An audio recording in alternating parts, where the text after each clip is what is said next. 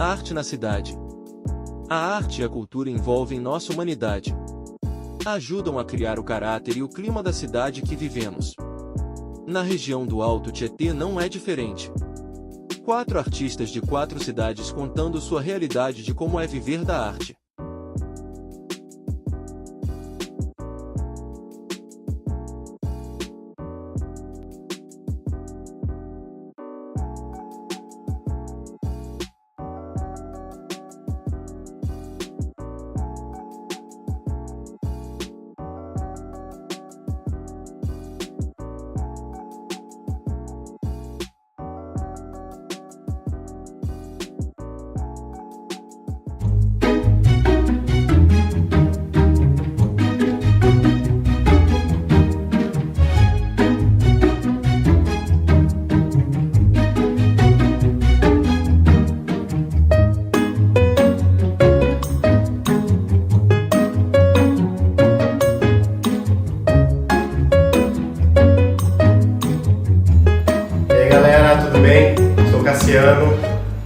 Sou residente de Ferraz Vasconcelos. Eu mudei para cá em 87, junto com a minha família, eu nasci em Santo André. E aqui eu comecei a me desenvolver e estudar. Em 93, eu conheci as histórias em quadrinhos, foi o que mudou a minha vida. Foi onde eu conheci o que era arte, porque até então eu era um garoto problema, que só ia para a escola para brigar, arrumar confusão. Meus pais viviam na escola para tentar resolver as situações que eu arrumava, que eu me colocava, né? E aí, quando um amigo meu me apresentou uma história em quadrinhos, foi aquilo que mudou a minha vida. Eu olhei aquele quadrinho, li aquele quadrinho e falei, cara, é isso que eu quero fazer na minha vida. E aí foi se passando o tempo, eu fui estudando, tudo autodidata, fui buscando aprender com outras pessoas que eu ia conhecendo no meio do caminho. E comecei a trabalhar com desenho mesmo em 2003. E aí eu já estava há um tempo desenhando, acho que tinha 10 anos já que eu desenhava. E aí eu comecei a procurar trabalhar com desenho. Aí o meu primeiro trabalho com desenho foi justamente dando aula de desenho. Inclusive vocês estão aqui no meu espaço hoje, é um espaço onde eu dou aulas de desenho, né, junto com outros professores. E aqui nesse espaço eu já estou há 7 anos. E aí a questão das aulas de desenho foi que abriu todo esse leque. Foi onde eu comecei a conhecer pessoas, conhecer um pouco mais sobre a arte, pensar em outros meios de trabalhar com o meu desenho. Porque, querendo ou não, a gente tem que começar a entender que desenhar não é só desenhar, a gente cria um produto. A gente tem que pensar em como comercializar isso. Quais são os lugares que a gente pode levar esse desenho para ele se tornar um produto? Que tipo de produto ele pode se tornar? Para qual público eu posso levar esse desenho, né? Qual é a linguagem que eu tenho com o meu desenho? Então foi aí que eu comecei a entender como funcionavam as coisas. E tudo de um jeito bem autodidata mesmo, porque eu não tive nenhum tipo de curso. Eu fui aprendendo sozinho, lendo livro, conhecendo pessoas, conhecendo com outros artistas.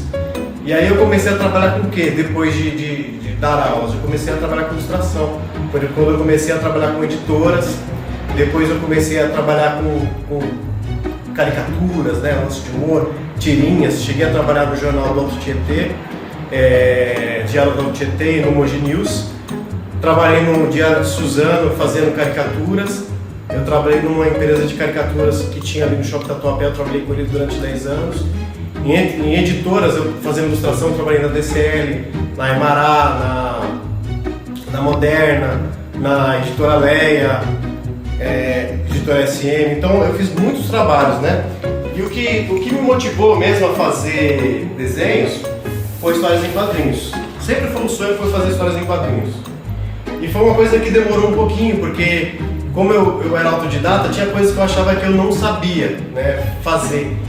E aí foi quando eu tinha 33 anos, eu falei, cara, eu preciso estudar. Aí eu comecei a fazer uns cursos, eu fiz uns cursos em umas escolas, e uma coisa que eu tinha mais medo era perspectiva. E aí eu fiz um curso de perspectiva, eu percebi que eu sabia mais do que eu imaginava que sabia. Tipo, tinha coisas que o professor falava, façam como ele está fazendo aqui, porque eu já tinha noção. Só que a gente tem sempre aquela insegurança dentro da gente se a gente vai conseguir fazer ou não, né? E aí, cara, o processo de fazer histórias em quadrinhos é muito interessante, porque eu começo justamente por uns desenhos, uns rabiscos, uns rascunhos, né, para imaginar como vai ser cada cena. Eu faço bem pequenininho assim, e aí depois eu dou uma ampliadinha, aí jogo no computador. Aí no computador eu consigo deixar a arte mais finalizadinha, eu consigo fazer um trabalho que vai ficar mais ou menos com essa qualidade aqui, né? E aí depois eu comecei a fazer quadrinhos junto com os alunos, com o pessoal que eu conhecia, fiz quadrinho com os amigos, né? A gente acabou criando personagens juntos, com os alunos da sala também, projetos aqui estudando, a gente acabou criando histórias em quadrinhos juntos. Projetos que eu acabei fazendo só meus mesmo, e até que eu tive a oportunidade de lançar um quadrinho com a editora, que é esse aqui, o Afogados, foi pela editora Mino. E esse quadrinho aqui foi um quadrinho que eu trabalhei desde a produção da história, né, total, e dos desenhos também, né, a finalização e tal. Só que esse projeto aqui era um projeto diferente, por quê? Porque teve uma pessoa que estava me editando, então ela pegava as páginas, ela fazia a aprovação das páginas, do texto. Foi um jeito bem curioso e diferente do que eu estava acostumado a trabalhar, porque quando você está trabalhando de um jeito autoral, você manda em tudo. Agora, quando você está trabalhando com uma editora, com uma galera que vai te publicar, aí você tem que ouvir o que as pessoas querem, ver o que elas esperam do projeto, até porque elas estão dando um direcionamento editorial para o projeto, até para que ele se torne um projeto mais vendável, né? Pro mercado. Esse quadrinho aqui eu lancei esse ano, né, o Epitáfios. Ele traz duas histórias, ele é flip-flop. Né? Essa história aqui é do Isaac Sagara, é o mod.com. Ele conta a história de um grupo de amigos que estão numa mesa de um bar e um amigo apresenta um site que ele dá para vocês a data que você vai morrer e como você vai morrer. E esse aqui é o Moribundo, essa aqui é da minha autoria. Nessa história aqui o personagem principal ele tem uma doença terminal e ele vai correr atrás de uma cura milagrosa para ver se ele consegue escapar. Esse quadrinho aqui, o Afogados, ele traz algo muito pessoal, porque na história que eu criei, eu exorcizei muitas coisas da minha vivência, das coisas que tinha da minha relação com meu pai. Ele não é só uma história que veio do nada, essa história ela tem muito mais profundidade. É uma história onde eu busco falar sobre uma relação de pai e filho. Essa história aqui, o pano de fundo dela, ela conta a história de um filho que ele está em busca do seu pai, né? É um filho que ele perdeu tudo e ele sabe que ele tem um pai, mas ele não conhece o pai, então ele acaba indo nessa busca desenfreada atrás do pai, um filho cheio de mágoas, cheio de rancor, em busca do pai. E a história por trás de tudo isso é uma lenda folclórica. Então eu quis juntar elementos que fossem dramáticos o suficiente, mas também brincar com coisas culturais, elementos culturais da nossa cultura nacional, que é o folclore brasileiro. Nesse quadrinho aqui, eu trabalho muito a questão de fazer os desenhozinhos à mão, os esboços. Eu acabo jogando no computador, né? Isso primeiro eu monto a história. Aí a história eu tento dividir ela em páginas, em quadros, e aí eu faço aqueles rafizinhos, aqueles esboços, jogo pro computador esses esboços e começo a trabalhar lá com os traços que eu tenho no computador, os tipos de pincéis que eu tenho, né? E aí eu começo a desenvolver o desenho para dar um acabamento mais profissional para a história. Aí faço a parte do letreiramento. Tudo isso aqui eu fiz sozinho, né? A parte da história, a parte do desenho, a parte do letreiramento. Inclusive o letreiramento aqui desse quadrinho, ele foi feito totalmente à mão, mas no digital. Então aqui é uma mescla de arte manual com arte digital, no final das contas. Tem uma coisa que eu gosto muito, é fazer história de super-heróis. E eu também criei um super-herói aqui na minha cidade. Na verdade, a maioria das minhas histórias, elas se passam em Ferraz de Vasconcelos. E esse aqui, ó, é o Para-Raios. Ele é um super-herói, né? É um garoto que ele não tem poder nenhum, a não ser o traje que ele criou. E com esse traje ele tenta fazer a diferença de alguma maneira, do jeito que ele acredita que as coisas deveriam ser. É o Para-Raios. Outra coisa curiosa é que a vida de desenhista ela é muito solitária, né? Então as pessoas não vão saber que você é um desenhista, porque quem aparece é o seu desenho. E uma vez eu participei de um programa de TV, o Pânico da TV, e eu fiz um desenho do Bola. E foi no ar no final de semana, e a galera me viu, a galera do meu bairro. Eles não sabiam, né? Eles me viam sempre zanzando ali pelo bairro. Eles iam até perguntar, caramba, esse cara não trabalha, porque eu vejo ele de manhã, de tarde, de noite, ele tá sempre andando por aí e tal. Nunca vi esse cara trabalhando. Então as pessoas não fazem ideia com que você trabalha, o que você faz. E aí quando as pessoas assistiram o programa e me viram lá, ela falou, caraca, mano, você tá no programa, você desenha e tal, que legal.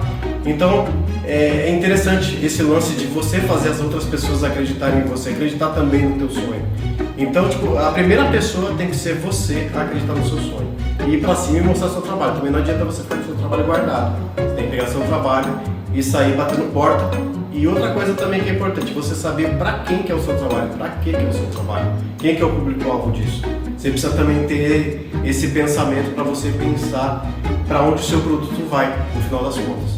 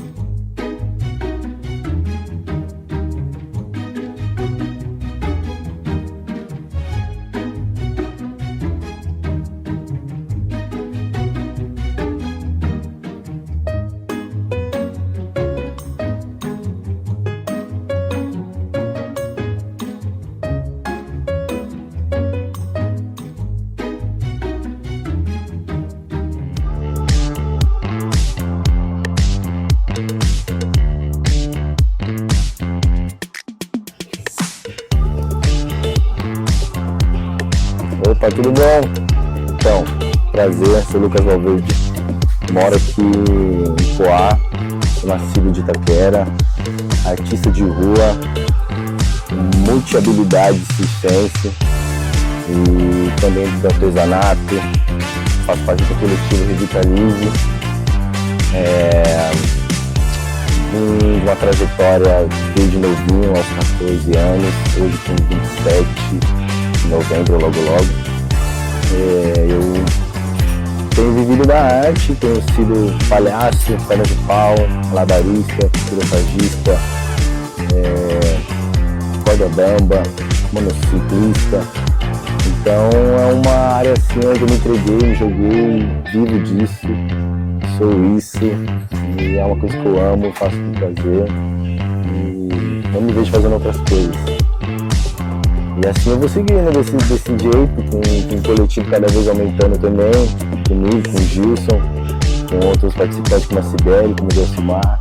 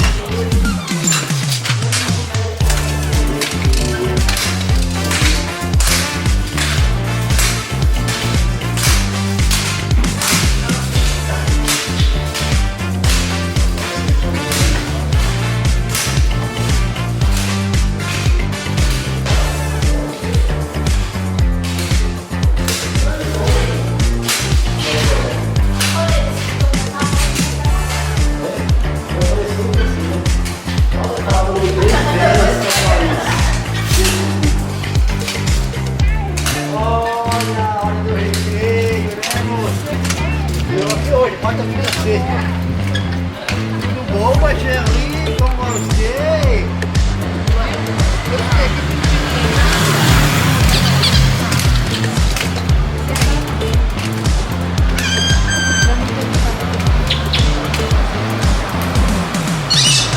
Você é grande, hein, meu?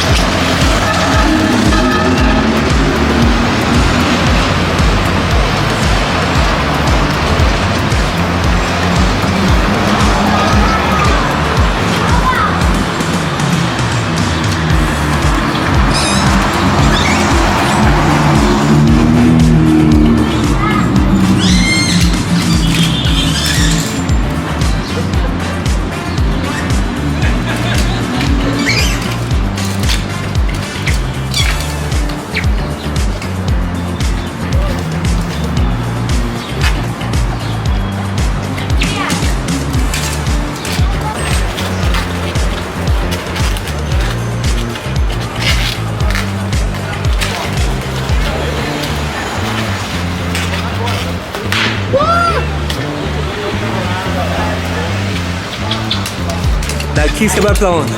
Daqui, eu posso ir na frente, lá do outro lado. Não, a hora que terminar eu tô falando. Ah, a hora que eu terminar eu vou pra Poá. E a manhada hoje?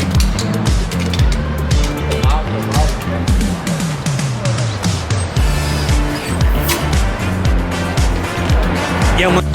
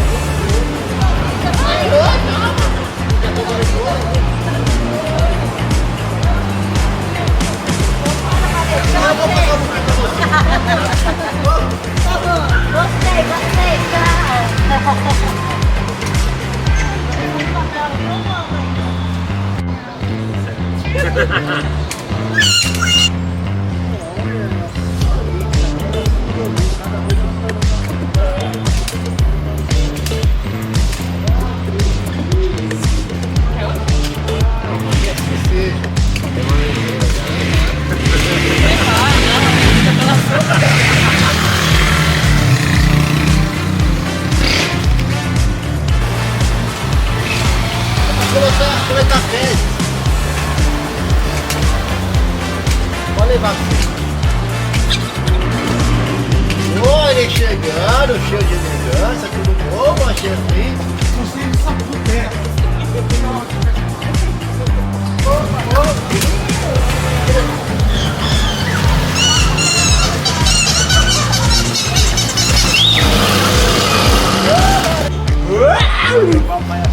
Eita!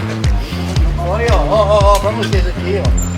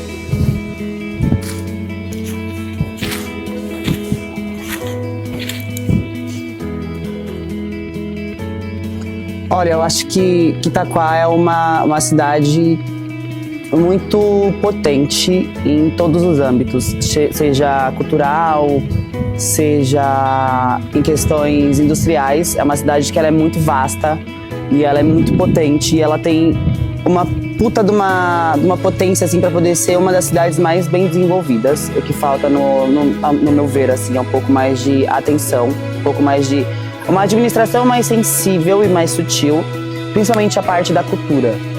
Porque eu venho daqui, desse lugar, eu comecei os meus estudos, como eu disse, na Secretaria de Cultura, então, tipo, eu bebo muito dessa fonte. A minha arte hoje, ela é atravessada por esses lugares. Por mais que hoje eu esteja num lugar mais, vamos dizer assim, privatizado, porque eu trabalho numa companhia de dança, mas a minha arte, ela ainda é uma arte periférica, ela ainda é uma arte consistente nesse sentido. E uma coisa que me deixa um pouco chateado é que a gente, principalmente Itaquá, né? O Alto Tietê em si, mas Itaquá principalmente, a gente exporta muito artista pra fora. A gente leva muito artista pra Suzano, pra Mogi, que são lugares que têm mais esse tato pra cultura, que eles investem um pouco mais. E de lá eles vão pra fora do país, entendeu? Muitos bailarinos saíram daqui de Itaquá, saíram de Suzano, saíram de Mogi. E eu acho que o que falta um pouco, não só o investimento, que o investimento também é muito importante, mas falta um pouco de sensibilidade e carinho por essa nascida no lar evangélico.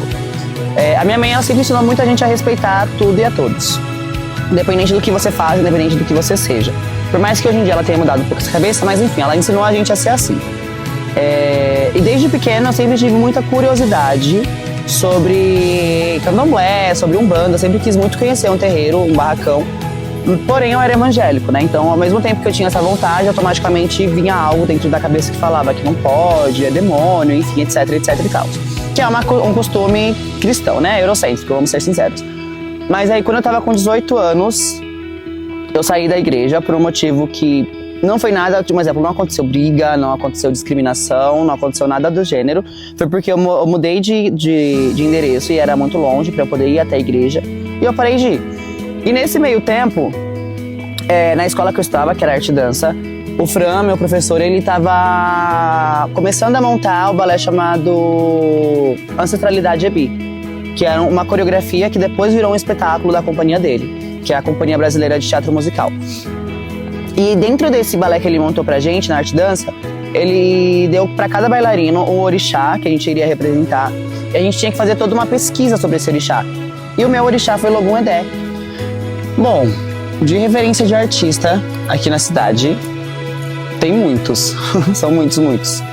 Mas toda vez que fala sobre a Secretaria de Cultura, cultura em geral, sempre quem me vem na cabeça, assim, tipo, que eu lembro que é uma referência, é a Cristoilma, primeira Cristoilma. Primeiro porque a Cristoilma, ela foi uma das primeiras pessoas que eu tive contato com com relação a falar sobre carreira, falar sobre a dança como uma profissão, como a arte como uma profissão, na verdade. Depois teve o João, que foi meu professor de canto e coral. Eu fiz muito pouco tempo de aula de canto e coral com ele, mas também é um puta de um artista, um puta de um músico, um puta de um cantor e um ótimo professor. Ele é bem completo, assim, sabe? Eu gostava muito da aula dele.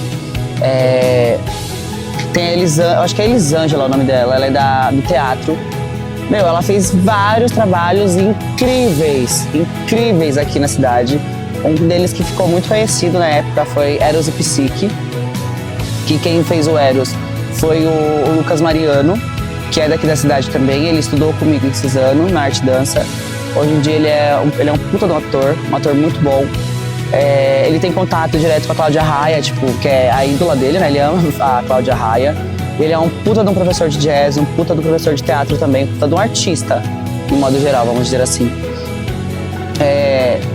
Quem mais? Tem a Maria Marta, que é uma artista plástica, assim, incrível. Ela desenha muito bem, ela faz esculturas muito legais.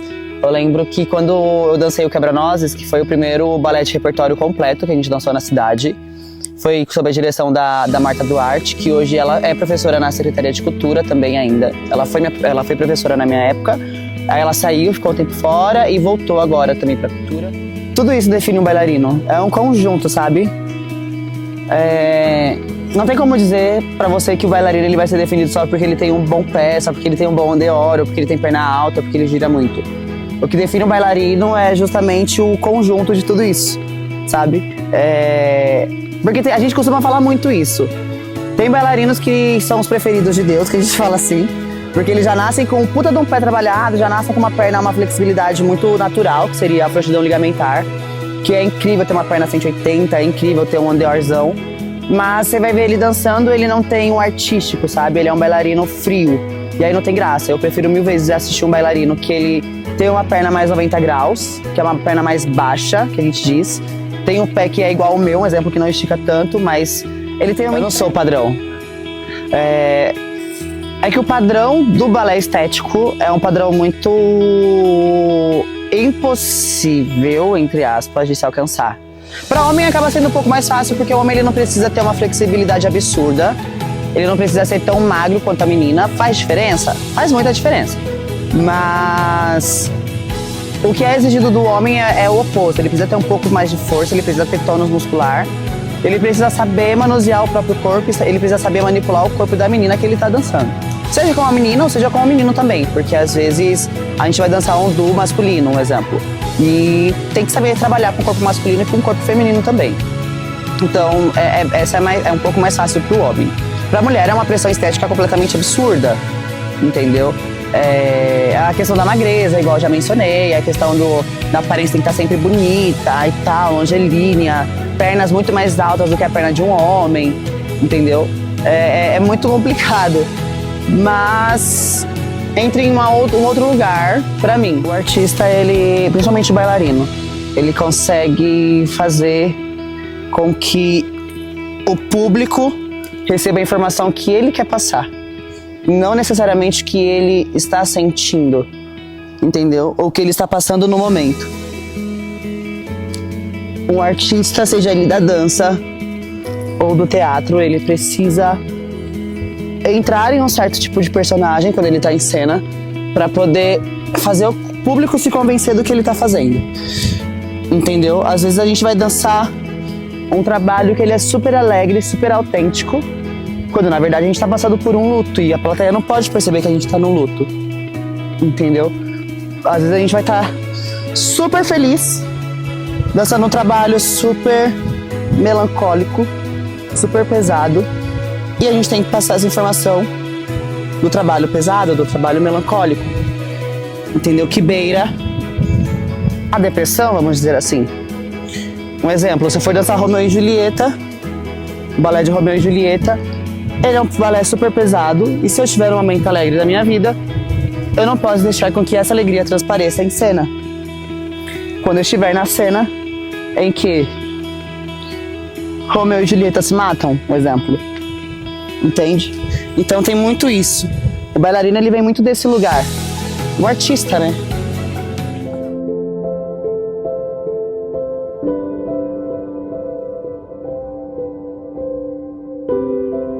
Eu sou Nerival Rodrigues, nasci em 1952 na cidade de Garanhuns, em Pernambuco, Brasil. A minha família vem de imigrantes de Portugal e Espanha, que chegaram já por volta do século XVII, ou seja, início do século XVII. A partir de 1650 aproximadamente, o governador-geral de Pernambuco, como havia em todas as regiões do Brasil, governadores gerais. Então, o governador-geral, não me vem o nome dele agora, primeiro foi Duarte Coelho, mas não me lembro o nome do governador de 1611 a 1630. Por essa época, na verdade era a Espanha quem governou temporariamente a situação de ambos os países, né, da Ibéria, como era chamado. E esses ancestrais meus foram apelidados de os mochileiros. São muitas famílias. Você tem, no caso do início da minha família, os Rodrigues Alves de Moraes, originário ali na região do chamado Riacho do Mel, que fica no município de São Bento do Una, próximo ao rio Una.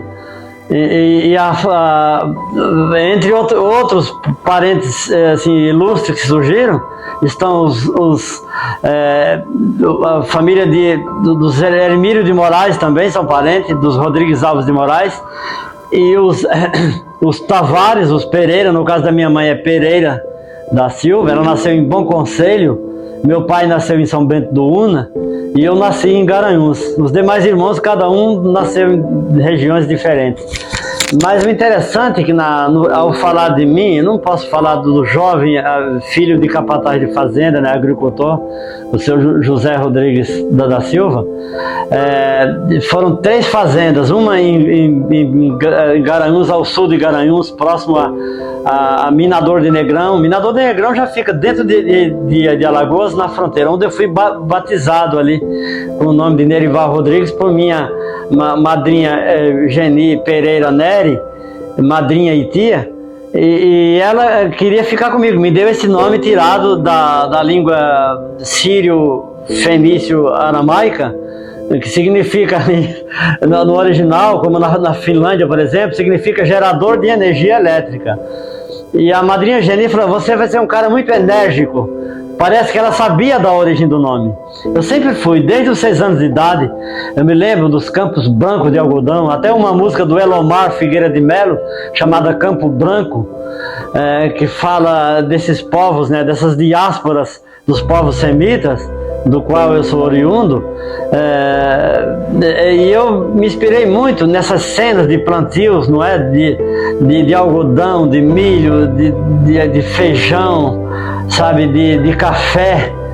E essa cena que é apresentada nessa obra, da qual eu já vou falar aqui ao fundo como cenário para essa entrevista rápida, de que ela é parte da minha vida, é parte daquilo que eu vivi. E todos os temas encenados aqui, em todos eles eu trabalhei como jovem agricultor.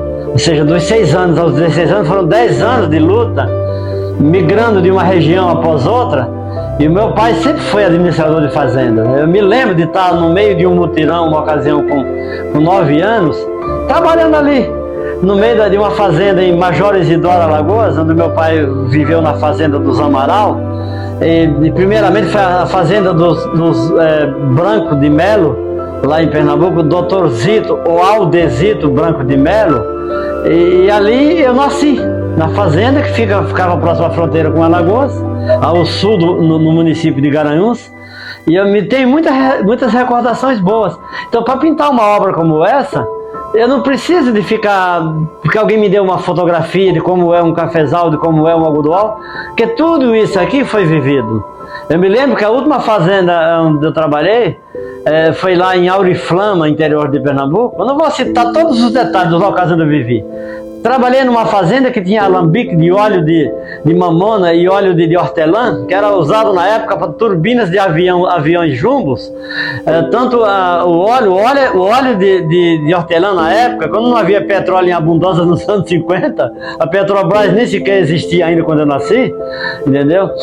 Aí eles usavam para helicóptero, é o que eu ouvi dizer na época.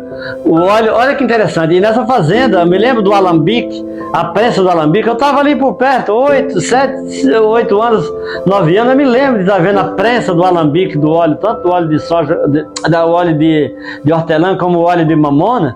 Eu me recordo de tudo isso, eu poderia pintar uma cena. Eu me lembro de um rio que havia ao lado, eu me lembro de uma enchente, uma ocasião, mas aqui eu retrato uma cena mais suave, sem enchentes, sem tempestades. É interessante que a vida da gente tem momentos de paz, tem momentos tempestuosos, mas aqui eu estou falando de paz, de tranquilidade.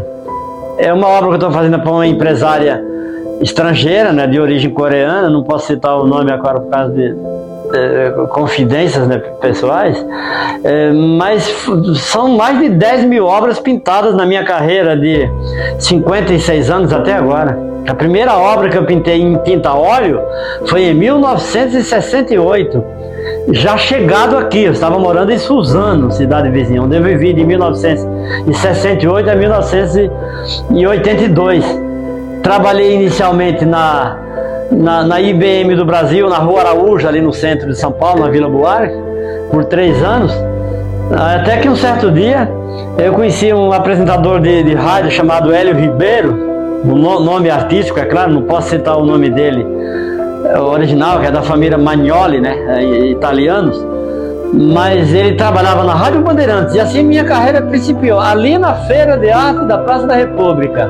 Um amigo desse apresentador, Hélio Ribeiro, a quem eu fui apresentado pelo Hélio Ribeiro, o artista sírio, de origem síria, Sauro Decol, ele era o presidente da Associação dos Artistas Plásticos da Praça da República, e ali de 73, com o apoio do Sauro Decol, até por volta de 77, eu fui expositor de praça, de rua. Eu fui um pintor de rua. Pintor de rua que anda só pintando maluquice em seu lençol, como se fosse, né? Uma canção do Bob Dylan, versada pelo Caetano Veloso e Péricles Cavalcante, cantado pela Gal Costa, Negro Amor, com o título de Negro Amor. Ela fala disso, de uma vida de um artista de rua, né, que anda só e pinta as maluquices em seu lençol. Eu creio que ele tenha feito isso em homenagem a um pintor que vivia nas ruas de Nova York. O Bob Dylan viveu nas ruas. Aos 9 anos ele abandonou a família no estado de Minnesota, pegou um trem cargueiro e veio parar em Nova York, em Greenwich Village, e ali convivendo com a comunidade negra. E a minha convivência com o povo negro, ela foi muito forte no Brasil. Eu tive o Dylan como inspiração na minha vida, né? Aos 11 anos de idade, na escola Professor José Candeu em Ariflama, eu tive as primeiras aulas de guache, lápis de cor e aquarela. É assim que a minha vida artística tomou esse impulso, com a aprendizagem do professor Carlos e a professora Nicinha. Já não são vivos mais, provavelmente. Todas as técnicas de desenho e pintura foi com esses 2 mestres. Sem um mestre você não é nada na vida, entendeu? Todos eles tiveram essa iniciação. Eu ia falar do Jean-Michel Basquiat, que a música do Bob Dylan com certeza foi inspirada nele. Ele foi apanhado no gueto lá em Nova York. Ele era de origem de língua hispânica, mas provavelmente do Haiti. E o Dylan teve essa inspiração. Então eu tive essa vivência nas ruas. Agora, meu pai foi agricultor, foi colono, foi capataz em fazenda. Então eu não tive uma experiência lá no tempo da escola de uma vida artística urbana. Então fui mais um cidadão rural. Então aqui está retratado. Eu sou autodidata, apenas o convívio com professores. Foram muitos mestres, inclusive o professor Hélio Ribeiro, o professor Sauro Decol, os jornalistas importantes que me deram opinião, como Audálio Dantas, Mário Schemberg e Jorge da Cunha Lima. Em 1984 eu fiz uma exposição na Secretaria de Cultura do Estado. Jorge da Cunha Lima, que depois veio a ser presidente da Fundação Padre Anchieta, Rádio e TV Cultura, ele me instruiu muito, tanto ele quanto o Mário Schemberg e Audálio Dantas, para seguir uma carreira dentro do cubismo. Eu falava muito em Picasso e Portinari. E acabei sendo orientado por Valdomiro de Deus e Vilma Ramos, entre outros, a seguir a tendência naïf, que seria a arte ingênua. E a arte ingênua, em francês, é naïf, não naïveté. Mas eu não quero comentar, avançar muito na conversa, de onde vem esse termo aí, porque a minha influência como cidadão autodidata, como artista autodidata, e a minha vivência no campo, influenciou realmente para a tendência naif, que é o caso da temática dessas obras que você vê. Ou seja, trabalhadores do campo, como Portinari, de Cavalcante, Tarsila do Amaral, faziam isso. Então esses três artistas que fizeram parte da Semana de Arte Moderna de 1922 foram importantíssimos na minha carreira. Portanto, todas as minhas obras têm uma tendência, uma semântica dentro dessas tendências urbanísticas e rurais, que todos eles viveram o lado rural e o lado urbano, especialmente Portinari, que nasceu em Brodowski, região próxima a Ribeirão Preto, e o Cafezal, que eu fiz uma releitura em 2022, a releitura do Cafezal dele, eu fiz alterações, é claro, uma releitura. E também Tarsila do Amaral, a Bapuru, que é da fase neo-expressionista dela. Então eu tive influência em todos esses artistas, mas aquele que mais os dois que mais me influenciaram foram Cândido Portinari e Pablo Picasso. Eu cheguei a conhecer Dom Felipe de Bourbon, príncipe de Astúrias, já quando ele em 1992, quando ele era príncipe de Astúrias. Lá eu estava expondo na Embaixada do Brasil em Costa Rica, e ele foi levado à minha exposição pelo embaixador Ignácio Aguirre, eu me lembro, e ele ganhou do embaixador uma obra minha. Eu conversei um pouco sobre a minha herança ibérica, né, hispânica, especialmente dos povos semitas aqui no Brasil. Então é muito importante dizer que tudo que eu tenho são heranças vindos do professorado que eu tive nas escolas de primeiro e segundo grau. Não posso dizer que eu seria o artista que sou hoje sem os ensinamentos do professor Carlos e da professora Nicinha. A orientação do professor Mário Schemberg, da USP, e do jornalista Audálio Dantas orientando-me, mas Jorge da Cunha Lima, vai pelo caminho do cubismo que você vai estourar no mundo. E acabei tendo orientações adversas, que é o caso do Valdomiro de Deus e da Vilma Ramos. Não, vai por esse caminho que é melhor.